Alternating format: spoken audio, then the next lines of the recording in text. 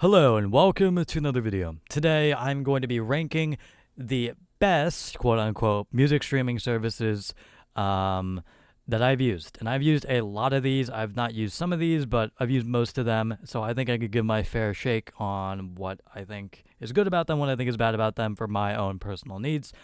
Now, I will say I am not that much of a playlist person. In fact, I don't really make playlists at all. I primarily listen to albums only. I don't really skip any tracks, even on albums where I feel like there's like one or two weak songs on it. Even then, I don't really skip it. I prefer to just listen to an entire album from front to back almost every single time. I'll listen to a playlist if like my friend made it or something like that, but that's basically it. I don't really go out of my way to make playlists, so just do keep that in mind for this playlist. And if you're like, oh, but this streaming platform is so good for making playlists, again, I don't really make playlists. I don't listen to like individual singles a lot of the time either. I'm an albums person. And yeah, that's basically it. I also do need to make a tier list for, I just haven't used it before, so have not used. And there we go. And hold up. the the U is not the U, the S is capitalized for no reason. So now let's actually get into it. Amazon Music, for the short amount of time I used it, it was just kind of It was mediocre. It does have lossless streaming technically, but from what I've seen from like the headphone show or whatever, it's not technically lossless for some of the files that are on it. It's kind of hit or miss when it comes to actually lossless streaming, which kind of sucks. But even then, just the overall user interface, I just couldn't get the hang of. And if you already have a Prime subscription, you can just get any other like music streaming platform, and it doesn't really matter. I don't even think you get a discount for Amazon Music if you have a Prime subscription already. So I don't really get the point in getting Amazon Music. Maybe I'm wrong about that. I don't know, but again, I just could not get used to the user interface with this. Even if it does have like lots of streaming or whatever, it just did not feel that great to use, especially on an Android phone. Like a lot of the time, it just straight up crashed when I tried to open the app, which sucked because you want to listen to music, and the only way to do it, theoretically, if you have one of these streaming platforms, is one where it just crashes all the time, which sucks. Um, I don't know if they fixed that, but that was just something that I experienced when trying to use Amazon Music from time to time. And again, I got rid of it pretty quickly. I did not use this for that long.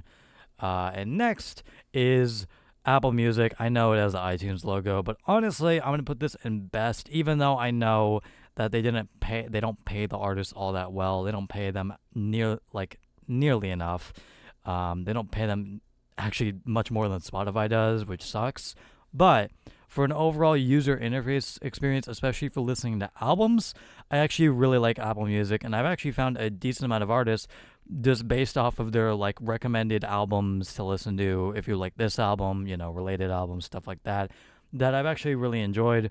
So based on just the algorithm alone and just how it suits my needs for listening to albums and just the overall user interface, again, for just like looking at the time for how long the album will last and like all the track listing that's on it by the artist.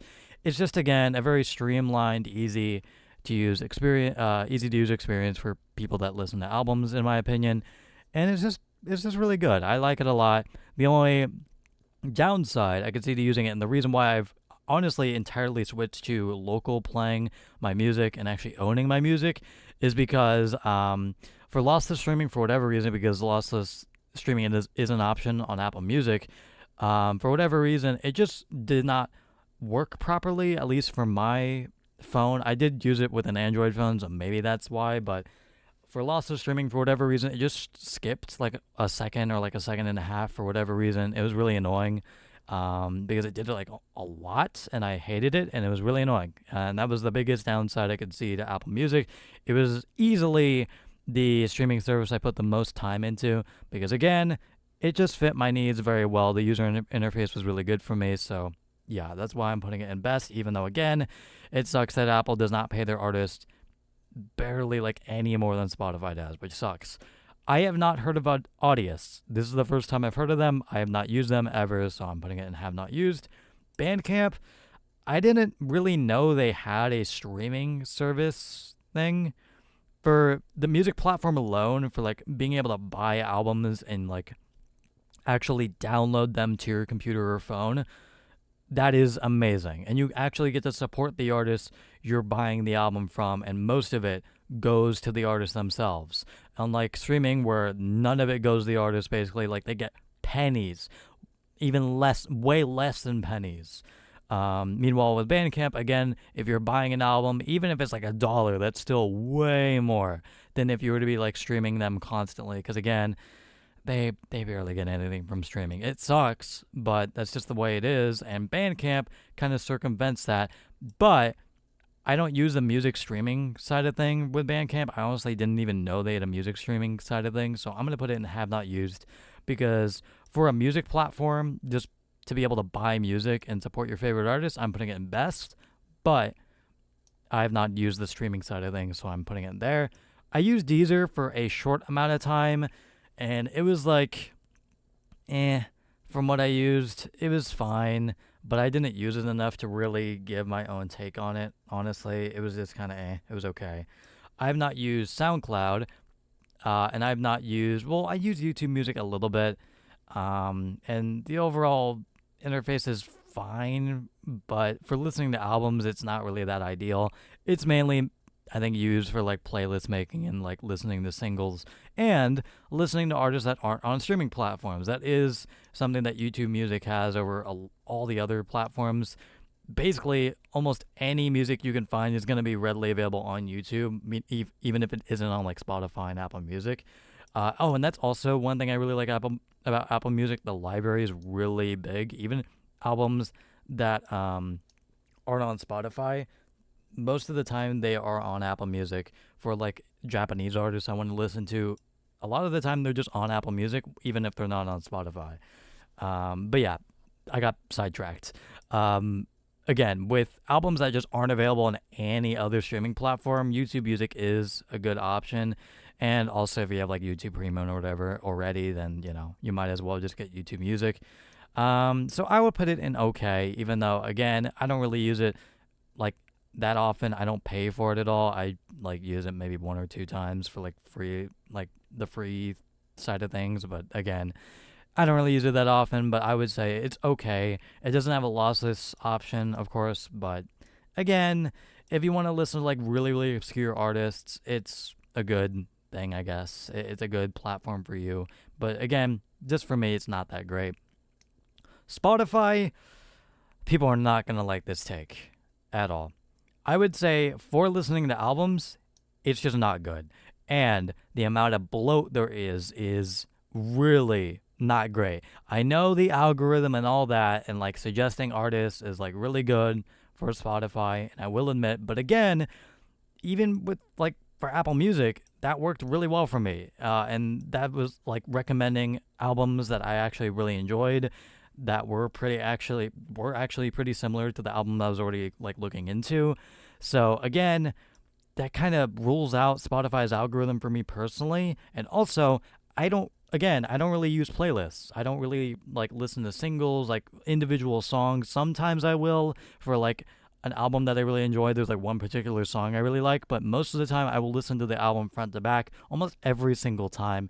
And again, for album listening, I think Spotify is just not that great. I know they have a lossless option now, but also just generally, they don't pay their artists jack shit. I think they pay their artists probably the least amount out of any of these streaming platforms. Now, I don't know that for sure, but that's why I say I think. I don't know for sure, but I know that they pay their artists barely anything, like literally nothing almost. So yeah, that reason alone like makes me want to put them in okay. But just again, the fact that they don't really, cater anything to album listening, it's like mainly like only playlist and like adding stuff to playlists, that's the primary focus.